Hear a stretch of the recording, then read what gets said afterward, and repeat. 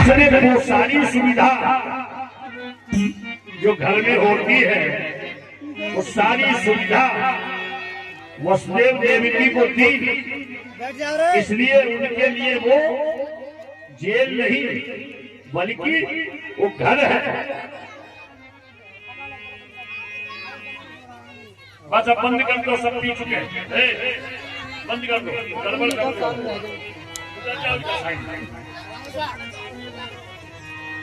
ऐसी चीज पिलाओगे तो सब पिएंगे। इसलिए आकाशवाणी ने कहा कि परमात्मा तो आने वाला है, लेकिन उसके आने से पहले तुम लोग जो है देवताओं से कहा कि तुम सबके सब गोपी ग्वाल अपनी पत्नी को लेकर के पहुंचो मथुरा मंडल में, मैं आने वाला हूं। आहा, तत्प्रिया कौन है? तत्प्रिया माने श्री राधा रानी। बोले राधा रानी सरकार की।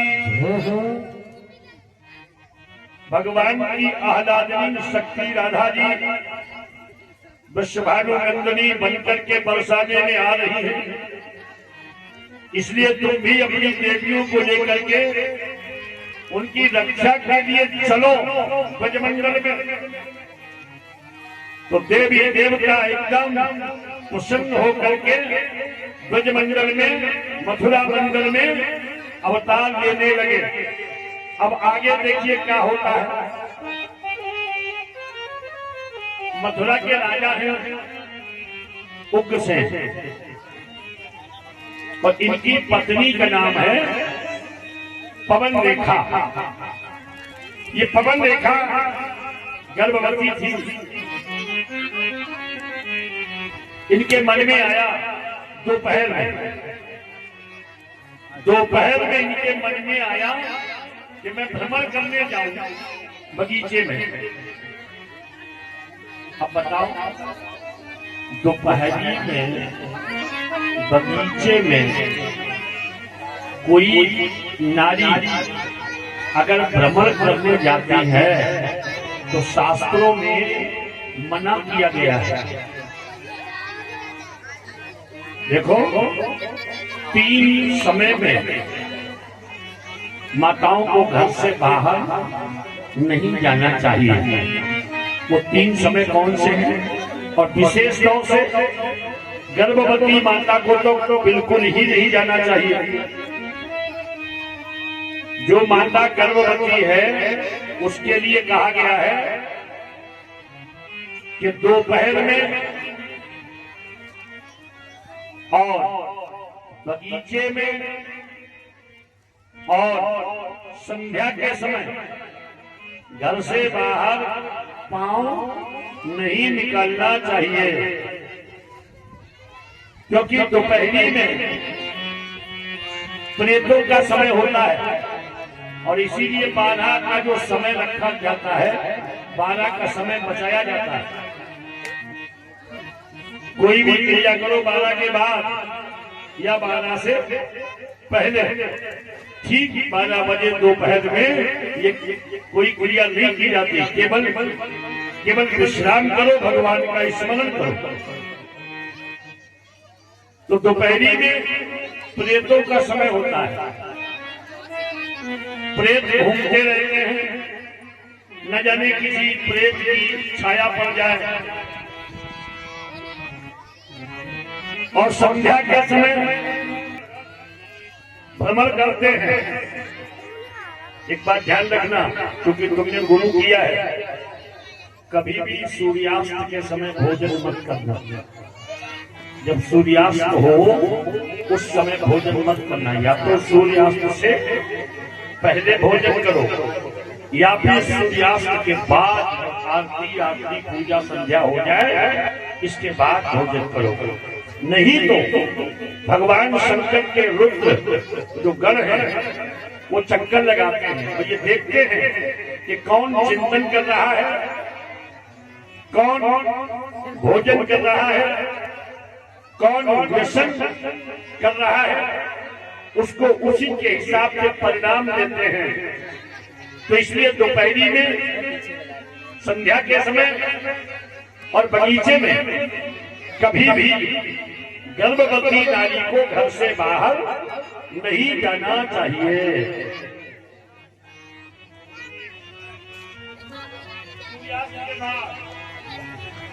अरे भाई सूर्यास्त हो जाए, टाइम होता है सूर्यास्त का।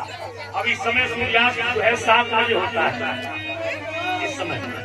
तो 7 बजे के 2 घड़ी के बाद, 2 घड़ी का मतलब है 24 दूना 48, 1 घड़ी होगी 24 मिनट की और 2 घड़ी 48 मिनट, 2.5 घड़ी का 1 घंटा होता है ज्योतिष के आधार पर।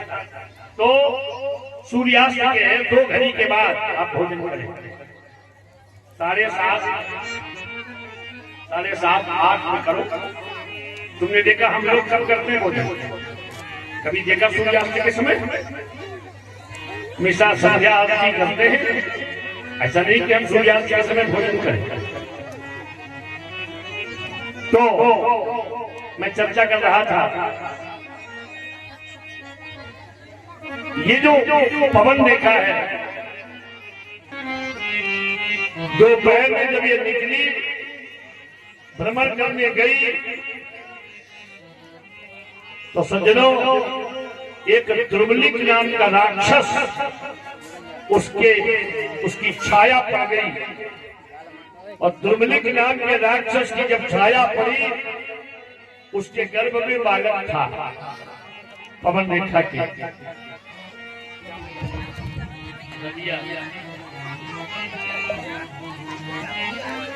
जब दुर्बलिक राक्षस की छाया पड़ी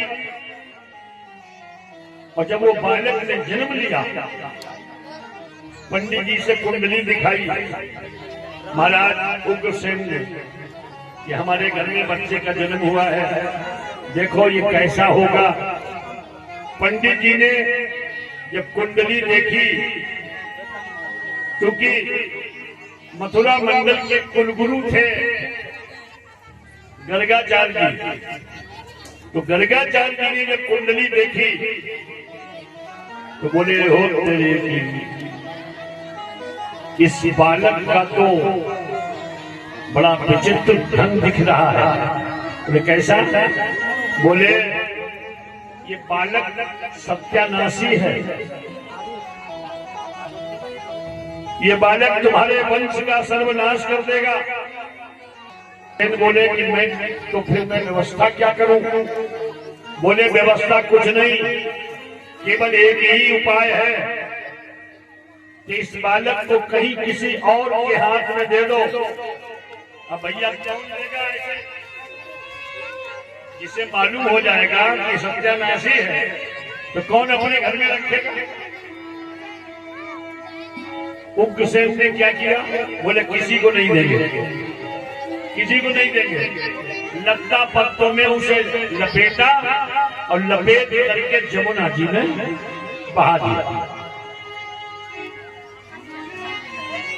जब जमुना में बहा दिया, अच्छा उग्रसेन के भैया सूरसेन जमुना के एक किनारे पर गायत्री मंत्र का पुरस्करण कर रहे थे, जल के अंदर खड़े होकर के जाप कर रहे थे। वो बच्चा बहते हुए दिखाई पड़ा।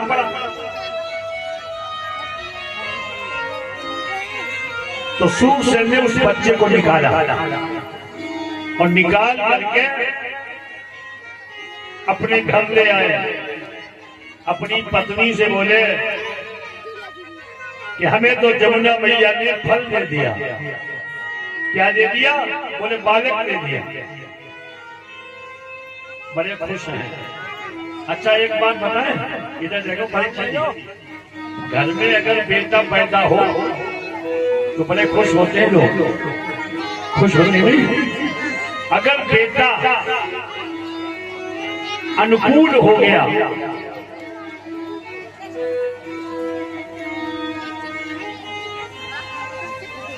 अगर बेटा अनुकूल निकल गया तब तो कोई बात नहीं।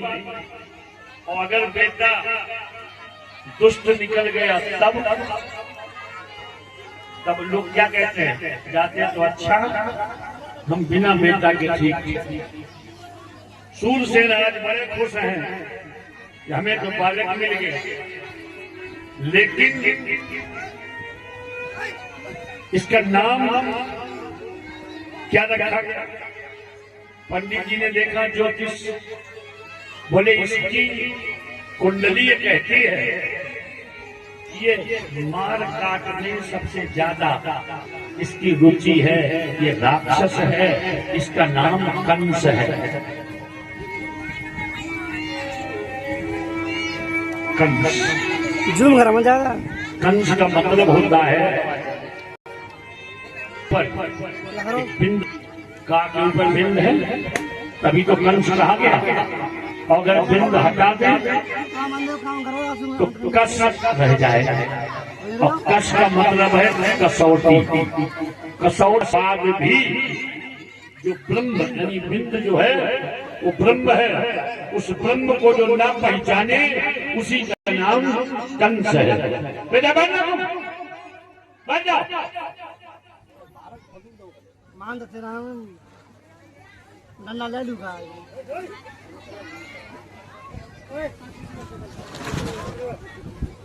कसौटी पर कसने के बाद भी अपनी आदत से बाज न आवे और ब्रह्म को न पहचाने, उसी का नाम कंस है। और जब ये कंस हुआ 12 वर्ष तो सुखदेव जी कहते परीक्षित जी, नारद जी एक दिन आए, इनका तो काम नहीं है, इनका तो काम इधर से उधर आग लगाने का है। पूरी कथा जो है, पूरी कथा नारद जी के ही द्वारा संपादित हुई है। इधर की चुगली उधर, उधर की चुगली इधर। बैठो चलो बैठो। नारद जी ने कहा नारायण नारायण, जन्म कोई दे और पालन पोषण कोई करे।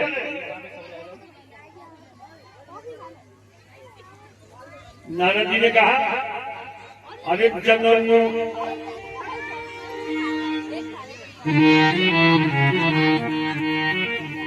जन्म दे कोई और, जिसे जन्म दे कोई और, अरे पालता कोई और, जन्म दे कोई और, पालता कोई और, जन्म दे कोई और, पालता कोई और है। जवाब है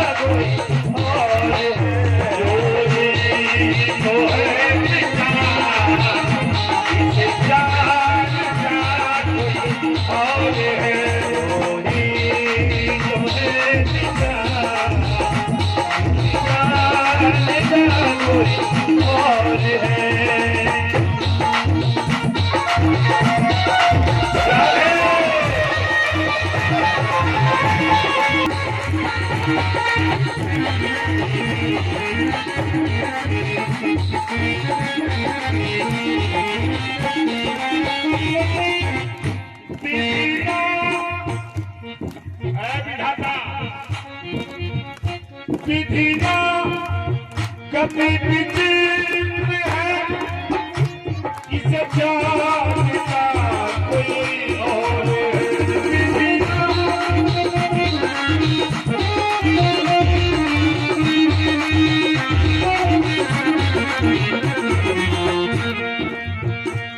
बेटा बेटा किसी और का, बेटा किसी और का, इसे मानता कोई और है, किसी और का, इसे मानता कोई और है, बेटा किसी और का, इसे मानता कोई और है।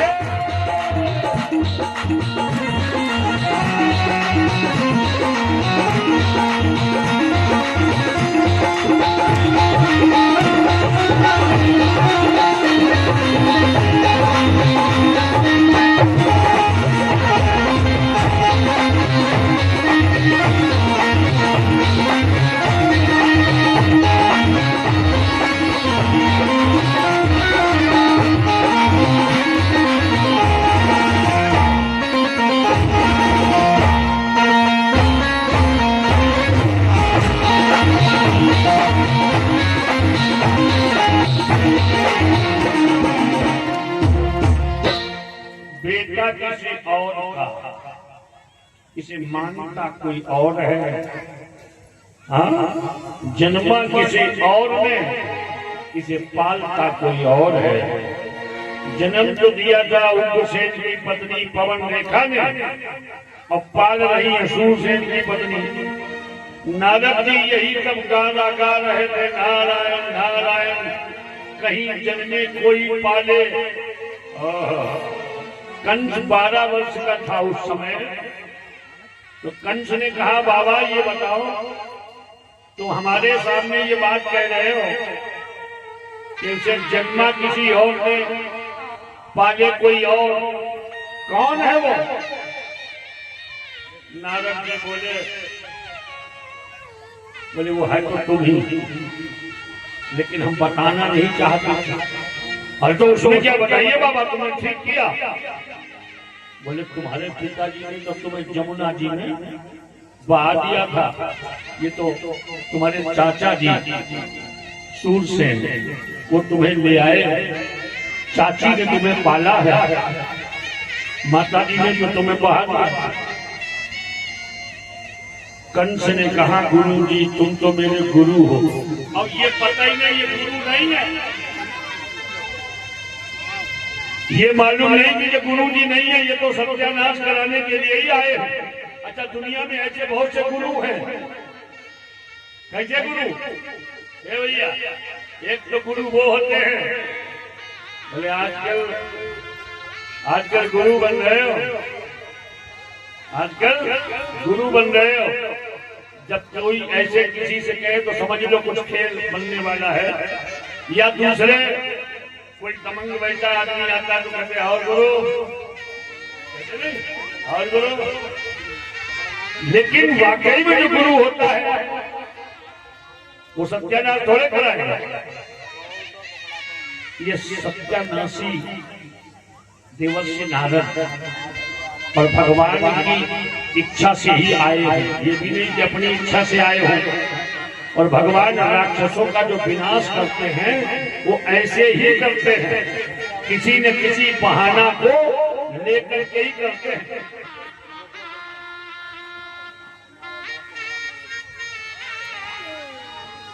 नारद जी बोले, वो कंस बोला, गुरु जी अब हमें उपाय बताओ, मैं क्या करूं? मेरे साथ इतना बड़ा धोखा किया गया। नारद जी ने कहा, अब तुम एक काम करो। हे भैया पीछे वालों, नारद जी बोले, अब तुम शंकर भगवान की तपस्या करो जाकर के। ऐसी तपस्या बताई कि शंकर जी खुद इसका नाश कर देंगे। अब शंकर जी की तपस्या बताई, ये गया कैलाश पर्वत पर, और कैलाश पर्वत पर जाकर के इसमें भगवान शंकर का आह्वान किया। वंदे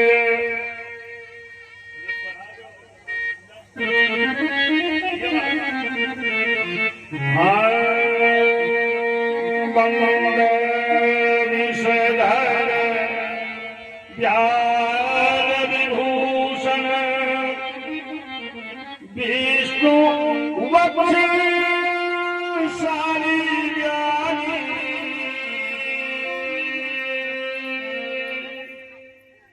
कारुणिक जय कैलासी अब कीजिए कृपा कृपाली। उमा राकेश भाधर जय जय जय जय श्री विष्णु पाहिबा प्रभु प्रबल पिनाकी जय जय जय जय श्री शिव शंकर जय पशुपति जय काशीपति जय लीलापति जय भयंकर हो जाओ प्रसन्न प्रभुपति जय जय जय जय श्री शिव शंकर बोलिए शंकर भगवान की।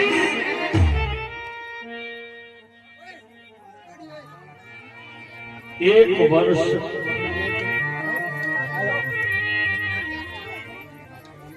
वर्ष तक कंस ने तपस्या की। तो शंकर जी ने क्या किया? शंकर जी ने एक धनुष उठाया और कंस को दे दिया। ये धनुष था त्रिपुरासुर दैत्य का, इसी धनुष से भगवान शंकर ने वध किया था। तो इसका नाम है त्रिपुरासुर विजयी। इस धनुष का नाम था त्रिपुरासुर विजयी धनुष। और धनुष देकर के ये कह दिया, भैया ये कह दिया कि ये धनुष ले जाओ और ये तब तक सुरक्षित रखना। ध्यान रहे, जब तक ये धनुष सुरक्षित है तब तक तुम्हारा कोई बाल बांका नहीं कर सकता। और जिस दिन ये धनुष टूट जाएगा उस दिन तुम्हें कोई बचा नहीं पाएगा। अब इसका मतलब क्या हुआ कि शंकर भगवान ने और नारद जी ने मिलकर के इसकी बुद्धि में ऐसा परिवर्तन कर दिया। कहते नहीं, विनाश काले और विपरीत बुद्धि।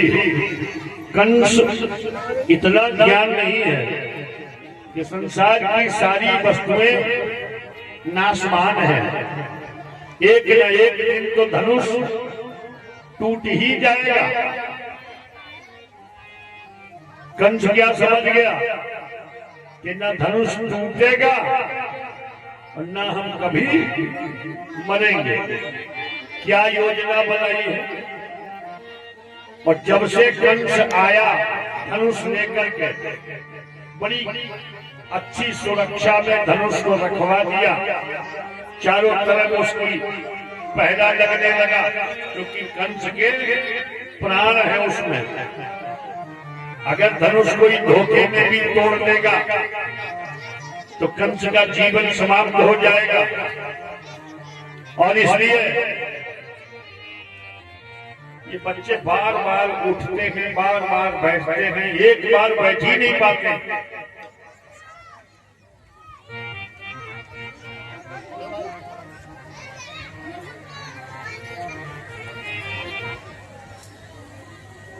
अब कंस का जीवन केवल धनुष में सीमित के रह गया। सज्जनों, जब ये कैलाश से लौटा तो इसने अपने पिताजी से कहा, पिताजी तुमने तो अपनी कसर छोड़ी नहीं, तुमने तो हमें जमुना में बहा दिया था। उग्रसेन बोले, तुझे किसने बताया? उसको तो नारद जी ने बताया, लेकिन बताया नहीं कि हमें नारद जी ने बताया। बोले, क्या हमें मालूम नहीं? मैं जानता हूं। और सुनो, इस मथुरा की गद्दी पर तुम शोभा नहीं पा सकते। अब इस गद्दी पर तुम बैठ नहीं सकते। पिताजी को उतार दिया और कंस स्वयं राजा बनके बैठ गया।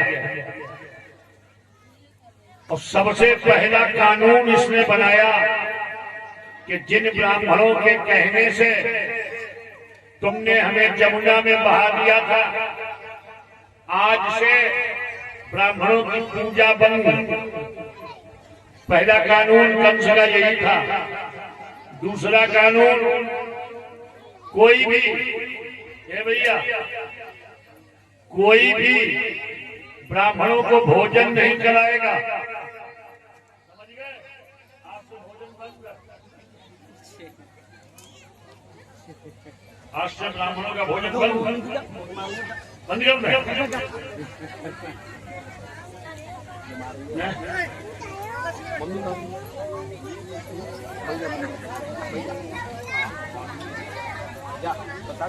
ब्राह्मणों का भोजन बंद। ब्राह्मण कतई दुखी नहीं हुए, लेकिन ब्राह्मणों ने कब बात कही है? कंस बोले, कोई भी ब्राह्मण यज्ञ नहीं करेगा। तब तो ब्राह्मणों, ये वाली हटा दो। तब तो ब्राह्मणों ने कंस से कहा, महाराज तुम राजा हो और हम तुम्हारी प्रजा हैं, भोजन नहीं कराओगे कोई बात नहीं, लेकिन हम ब्राह्मण कुल में जन्म लिया है, तो ब्राह्मणों के लिए 6 काम हैं। परीक्षित जी, ब्राह्मण के लिए 6 कर्म बताए गए। सबसे पहला कर्म है शिक्षा लेना, दूसरा शिक्षा देना, तीसरा दान लेना और चौथा दान देना, पांचवा यज्ञ करना और छठवां जजमानों से यज्ञ कराना। ये 6 कर्म ब्राह्मण के हैं। इसी से परमात्मा प्रसन्न होते हैं, इसलिए ब्राह्मण अपना कर्म कर रहा है। तो कंस से ब्राह्मणों ने करके कहा, महाराज यज्ञ हमें करने दो, भोजन न दो। न जाने कंस की जिह्वा पर सरस्वती बैठ गई। कंस के मुंह से निकल गया कि चलो यज्ञ करो, लेकिन किसी देवी देवता के नाम की यज्ञ नहीं होगी। अब ब्राह्मण बोले, तो किसकी यज्ञ करें? कंस बोला, मेरे नाम की यज्ञ करो। बोले, तुम्हारे नाम की यज्ञ क्या? जरा बात तुम ही बता दो। कंस बोला, कंस महायज्ञ। अब जितने ब्राह्मण वहां विद्वान बैठे थे सभा में, सब एक दूसरे की तरफ देखे, कहा हमने तमाम यज्ञ पढ़ी है,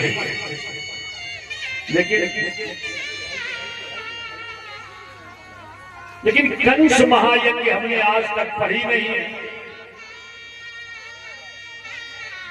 और ये कह रहा है कि कंस महायज्ञ करो। तो एक पंडित जी खड़े हो गए। पंडित जी ने कहा, महाराज एक बात बताओ, तुम्हारे नाम की यज्ञ तो हम करेंगे, लेकिन मंत्र कौन से होंगे? मंत्र भी तो बता दो। तो जानते हो क्या कहा कंस ने? कंस बोला, मेरे नाम की आहुति देना। जैसे सवेरे पंडित जी देवताओं के नाम की आहुति दिलाते हैं, ऐसे ही कंस बोला मेरे नाम की आहुति दो, कंसाय स्वाहा। ये सही लागी गलत? इन्हीं पे कहते विनाश काले विपरीत बुद्धि, विद्वान और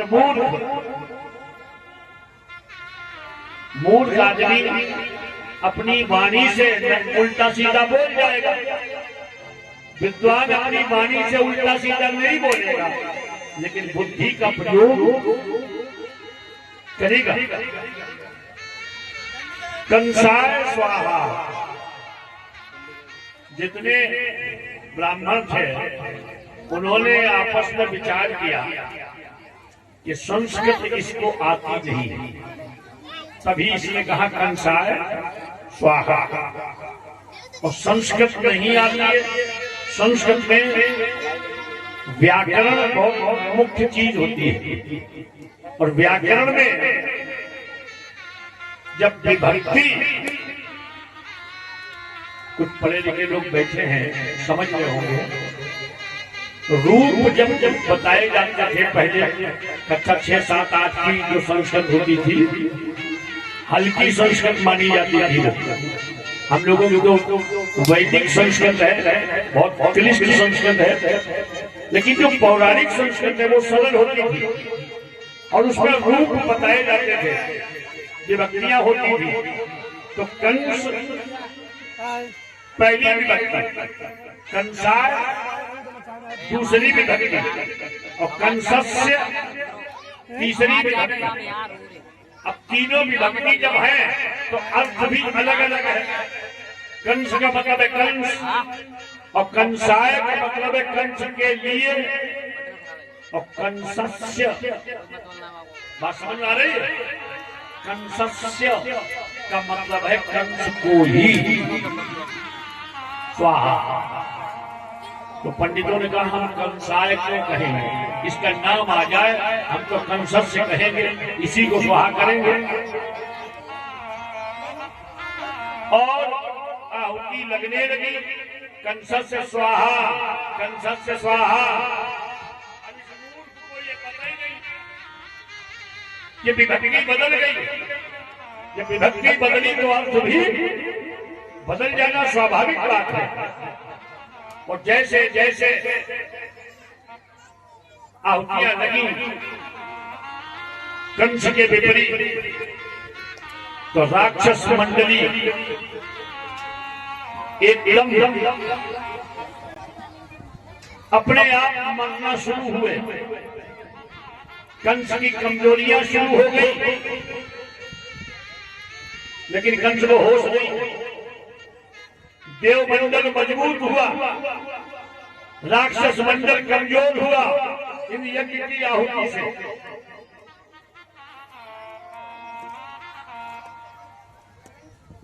इसी बीच में कंस ने एक और विचार किया। कंस ने सोचा कि ये सारी प्रजा हमें दुष्ट कहती है, क्योंकि भाई हम लड़ाई झगड़ा मार काट ये सब करते रहे, तो जिसने अपने पिताजी का भी सम्मान नहीं रखा तो राक्षस। भाई निशाचर का मतलब क्या है? लोग कहते हैं आदमी नहीं वो तो निशाचर है। तो निशाचर निशा मने रात्रि और चर मने विचरण। अज्ञान के अंधेरे में जो विचरण करता है वही निशाचर है। तुमने देखा कभी निशाचर? गोस्वामी जी ने लिखा है, भगवती पार्वती जी ने शंकर जी से पूछा कि निशाचर कौन है, निशाचर की पहचान क्या है? तो भगवान शंकर ने कहा निशाचर की पहचान सुनो, माँ नहीं मातु, पिता नहीं देवा, माँ नहीं मातु, पिता नहीं देवा,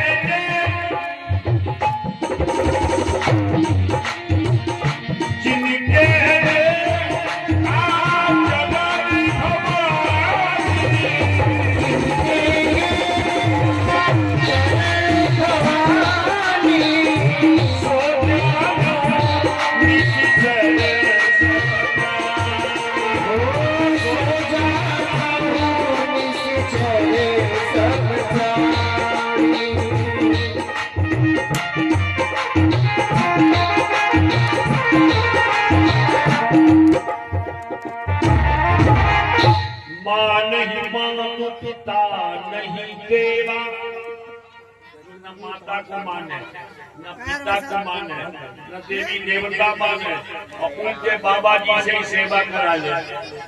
बाबा जी नहीं मानी रही हो?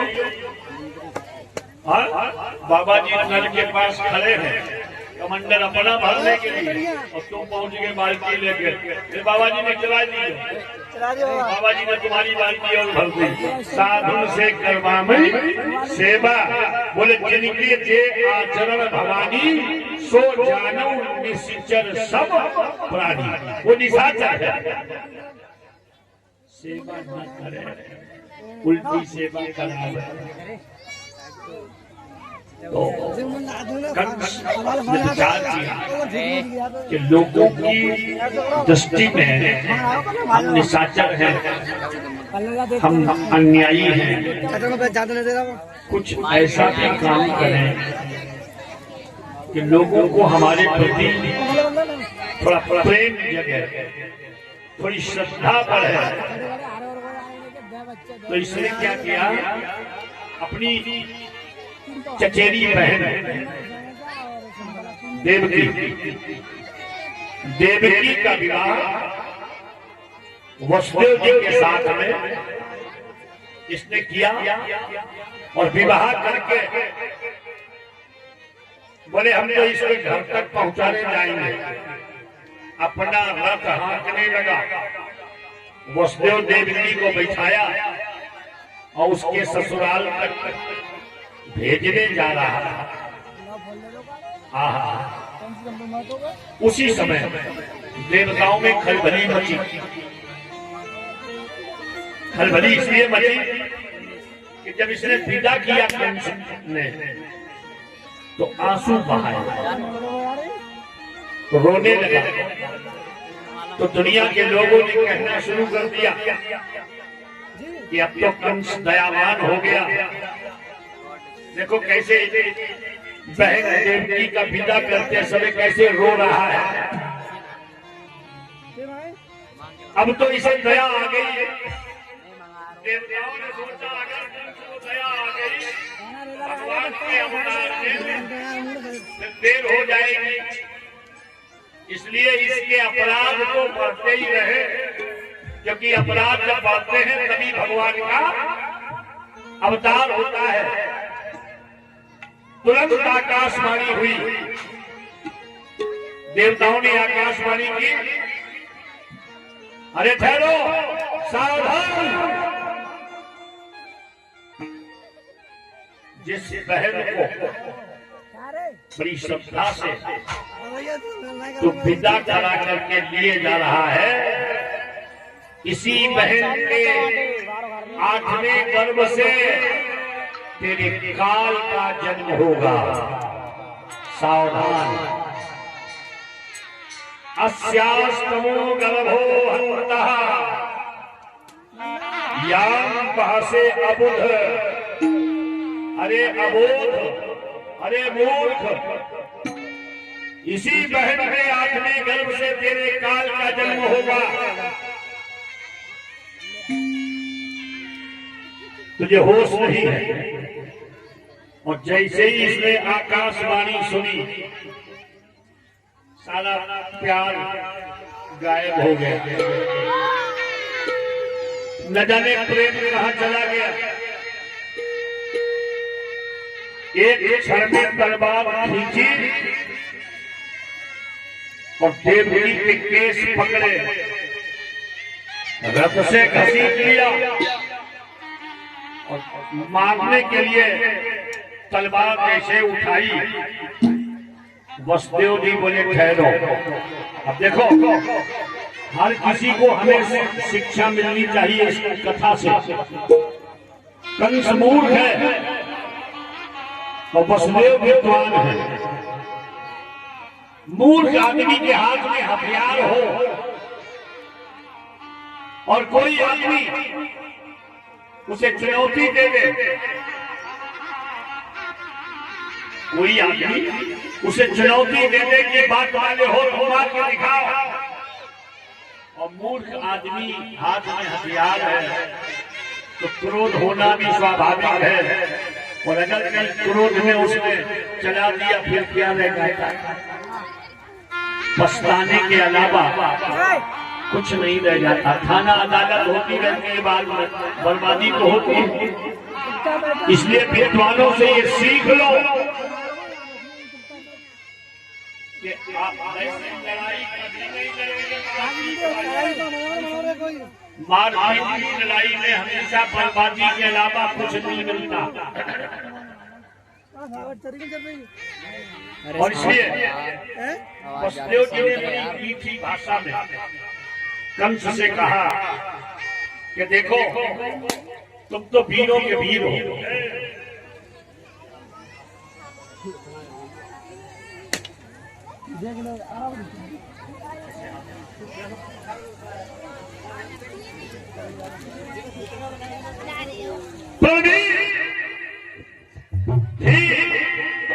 कंसे महाभक्त, तुम तो वीरों के बाने में और तुम्हें नहीं शोभा देता नारी पर हाथ उठाने में। तुम वीरों के वीर हो, महावीर हो, महाबली हो, बड़ी तारीफ करी, घमंडी आदमी की तारीफ कर लो। देखो नारी पर हाथ उठा रहे, नारी पर हाथ उठाना, इधर देखो, जो लोग नारी पर हाथ उठाते हैं उन्हें मर्द कहलाने का अधिकार नहीं है। बोलो राधे राधे। हमारे यहाँ शास्त्रों में इतना बड़ा सम्मान है नारी का।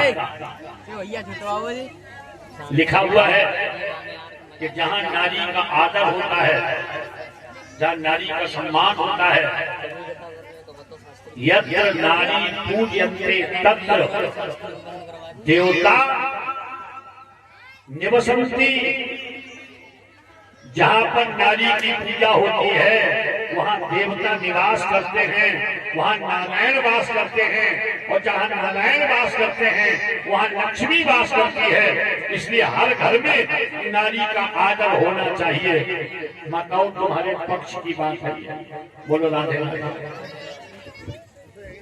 कुछ लोग सोच रहे हो कि पंडित जी पक्षपात वाली बात कर रहे हैं, इनका आदर होना चाहिए। और बोले मेरा आदर, एक बात सुनो, जो आदरणीय लोग होते हैं उनका आदर अपने आप होता ही है, आदर कहने की जरूरत नहीं है। अब पता चले वे बेचारी घर में सब व्यवस्था करे और पति महोदय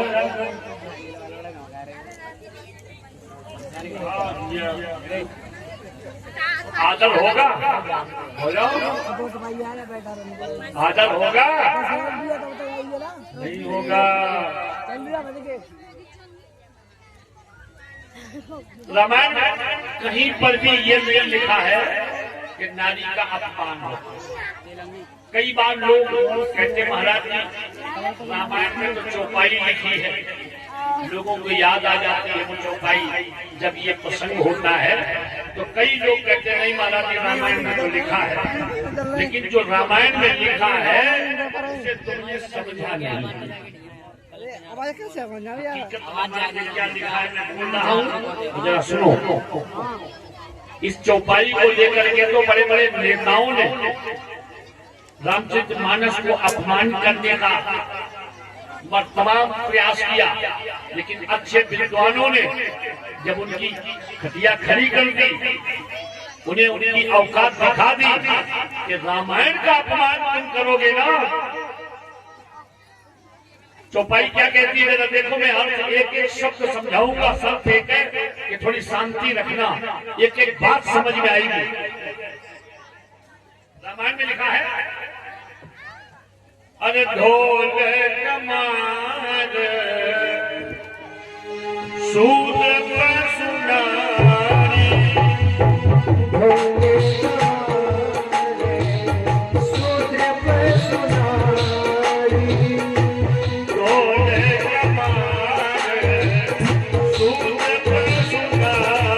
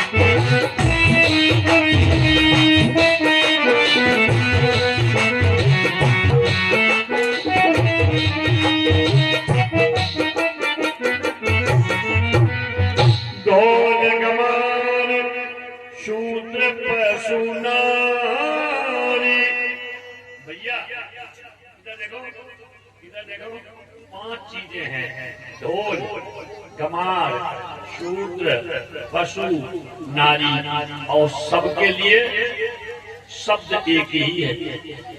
कौन सा? सकल तारना। तो तारना शब्द 5 जगह लगाना है। अब कैसे लगेगा? ये 5 हैं, तो 5 के साथ में तारना का अर्थ भी अलग अलग है।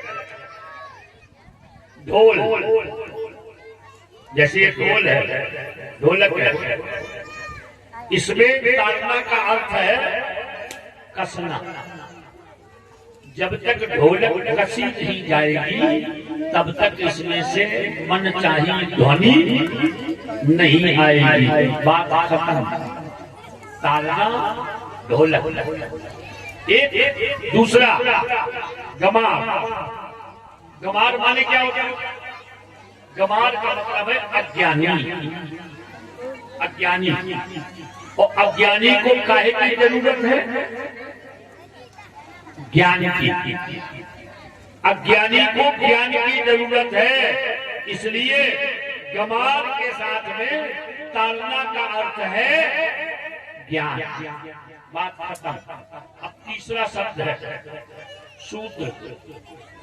शूद्र कोई जाति नहीं है, हर व्यक्ति शूद्र होता है, चाहे ब्राह्मण हो, क्षत्रिय हो, वैश्य हो, या चतुर्थ वर्ग का व्यक्ति हो, कोई भी व्यक्ति हो। हर व्यक्ति जन्म से, इधर देखो मेरी तरफ, हर व्यक्ति जन्म से शूद्र होता है। शूद्र का अर्थ है सेवा। पहले सेवा की जाती है, और सेवा करते करते वही व्यक्ति जो सेवक था आगे चल के स्वामी बनता है। लेकिन स्वामी बनोगे तभी, पहले क्या बनना है? सेवक।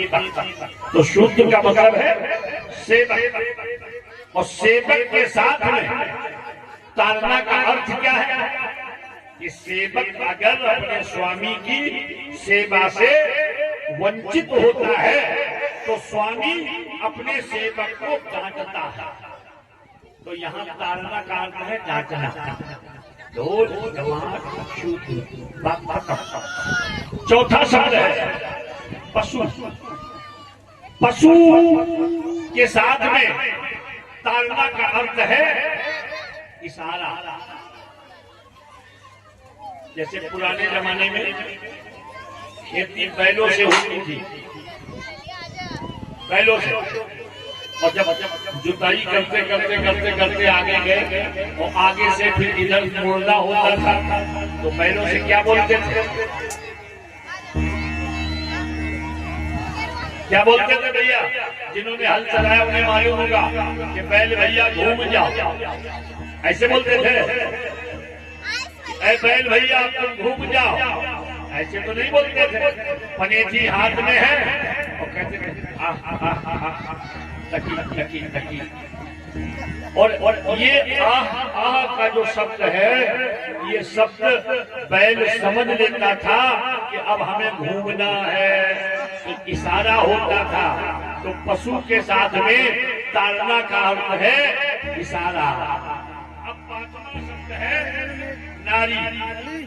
जरा ध्यान से समझना, नारी पहले नहीं होती, पहले होती है कन्या। पिता के घर में वो कन्या है, और जब उसकी शादी होती तो शादी के समय कन्या के हाथ में वो बांधते पंडित जी। क्या बांधते हैं? कंकन। ये कंकन नारी को है, यहाँ पर नारी तो है। इस नारी को जब कंकन से बांध दिया, क्यों? क्योंकि उस पुरुष की नारी से इस नारी का संबंध होने जा रहा है, तब हो गई नारी। और नारी का दूसरा शब्द है औरत।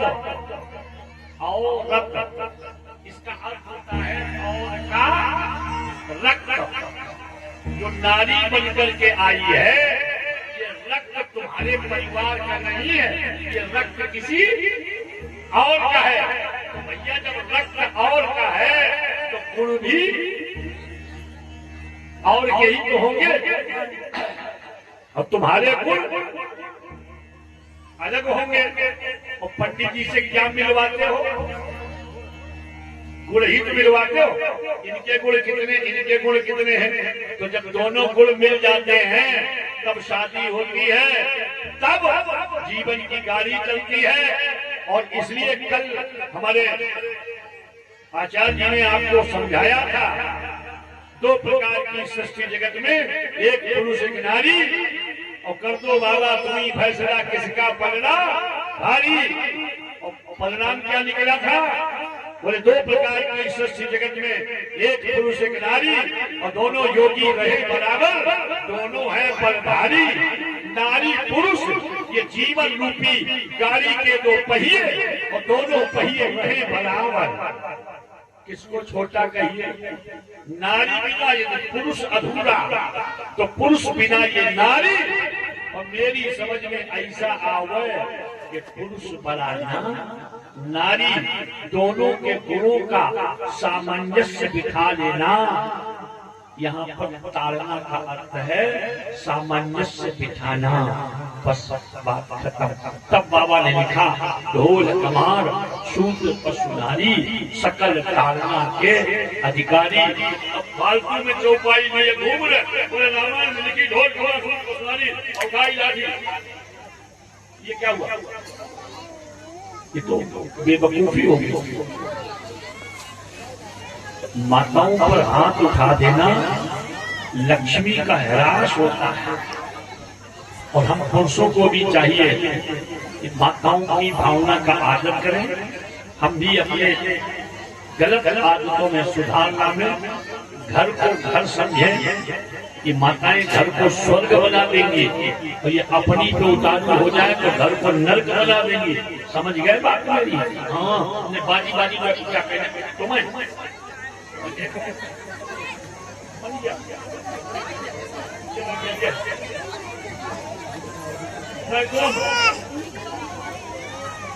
ये सबके सब की जाई बात।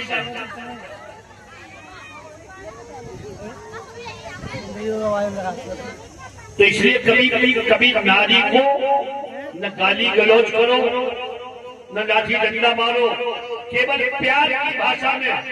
और मेरा माताओं से निवेदन है कि आप अपने घर की व्यवस्था अपने आप संभालो। घर की बात कभी चौराहे पे मत कहना। तुम्हारे चौके में क्या बना क्या नहीं बना, क्या है क्या नहीं है, किसी से मत कहो। क्योंकि जिससे कहोगी वो रो रो करके तुम्हारी बातें सुन लेगी, और फिर हंस हंस के दूसरी जगह बताएगी। तुम्हारा निदान नहीं करेगी। निदान तो तुम्हारे घर के ही लोग कर पाएंगे, दूसरा कोई पूरी नहीं डाल देगा। ये ध्यान रखना। अच्छे घर माताओं के यही लक्षण है। और कथा सुनकर के अगर आप लोग सुधार कर ले, बहुत अच्छी बात है। कथा सुधारती है, कथा बिगाड़ती नहीं है। अपने चौका की बात कभी चौराहे पे मत कहना, कितनी भी मुसीबत आ जाए। अच्छा एक बात बताओ, ये जितनी माताएं मैंने बैठी है, सीता जी के बारे में सबको पता है? सीता जी ने जिंदगी में कब सुख पाया? बोलो। सीता जी शादी हुई, केवल 7 साल घर में रही। मतलब 6.5 वर्ष की सीता जी थी जब शादी हुई, और राम जी थे 15 वर्ष के। और 27 वर्ष में जब राम जी हुए, 27 वर्ष में वनवास हो गया। तो कितने दिन बचे हुए? यानी 15, 5, 20 और 7 यानी 12 वर्ष। 12 वर्ष तक जानकी जी घर में रही। उसके बाद राम जी के साथ रही, वन वन में भटकी। तुम्हारे सामने ऐसी समस्या तो कभी आई नहीं आई। एक बात। दूसरी बात, वनवास से लौट के जब आ गए अपने आखिरी में धोबी ने दोष लगा दिया सीता जी ने, कहा कि वो लंका में रही और सीता अपवित्र है। आखिर में फिर सीता जी का त्याग कर दिया गया, फिर सीता जी वन में रही, महर्षि वाल्मीकि के आश्रम में रही। ऐसी मुसीबत तो तुम्हारे सामने कभी आई नहीं। बोलो बोलो। आखिर में लवकुश जैसे दो बच्चे जंगल में जिसके बच्चे हुए हों, उनका लालन पालन किया हो और बाद में धरती फट गई, माता उसी में समा गई। ऐसी समस्या तो तुम्हारे जीवन में कभी आई नहीं। और मैं ठाकुर जी से यही कहता हूँ कि ऐसी समस्या जीवन में कभी आवे भी नहीं। तो जब सीता जी ने इतनी मुसीबत सहन की है, अशोक वाटिका में रही, राक्षसियों ने प्रताड़ित किया, सब कुछ सहन किया, लेकिन प्रभु श्री राम के परिवार की मर्यादा को सीता जी ने खोने नहीं दिया। इसलिए मेरा आप सबसे निवेदन है, कितनी भी मुसीबत सहन कर लेना, लेकिन घर की बात घर में रखना। और पुरुषों से यही निवेदन है कि आप नारी का सम्मान करें। तब बाबा तुलसीदास ने लिखा है, ढोल कमार शूद्र पशुधारी सकल ताड़ना के अधिकारी, अर्थ जाने नहीं अनर्थ कर बैठते हैं। और बाद में कह देते हैं रामायण में ऐसा लिखा है। तो इसलिए कंस ने कहा चलो मैं छोड़ देता हूं, लेकिन शर्त एक है। क्या? बोले तुम दोनों को जेल के अंदर रहना पड़ेगा। वसुदेव ने कहा कोई बात नहीं, बने रहेंगे, मरता क्या न करता, दुष्ट आदमी से तो पिंड ऐसे छूटे। अब वसुदेव देव के कारागार में सुखदेव जी आगे वर्णन करते हैं, पहले पुत्र को देवकी ने जन्म दिया जेल के अंदर।